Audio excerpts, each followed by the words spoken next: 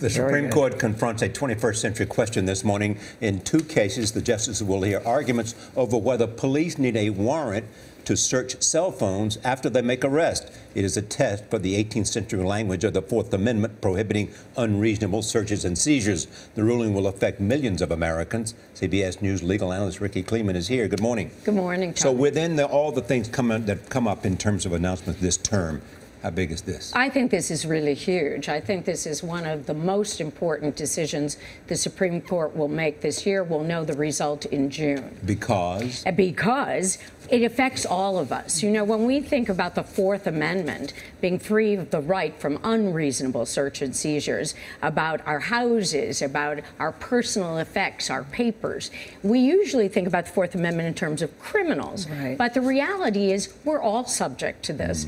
What happens if you're stopped when driving because you have a broken taillight? What happens if it turns out then that the police, because perhaps they see something in your car that's suspicious, or you're drunk, and they decide that they're going to arrest you. So when they arrest you, one of the things you have is your wallet, another is your keys. They can take that, that's fine, but you have a cell phone. Can they look through it? Well, I would think that the justices here are going to say that's too far in a technological age. What are the specific arguments here, though, especially for why the police should be able to look at your cell phone? Well, the police say two things that are probably critically important. One is that there may be a destruction of evidence. The other is the whole attitude of officer safety. What you're really looking for here, we can think of this. The Boston bomber is a good example. When you go to arrest Mr. Tsarnaev, if he has his cell phone in his pocket, boy, you want to look in that cell phone right away because a bomb might be set off.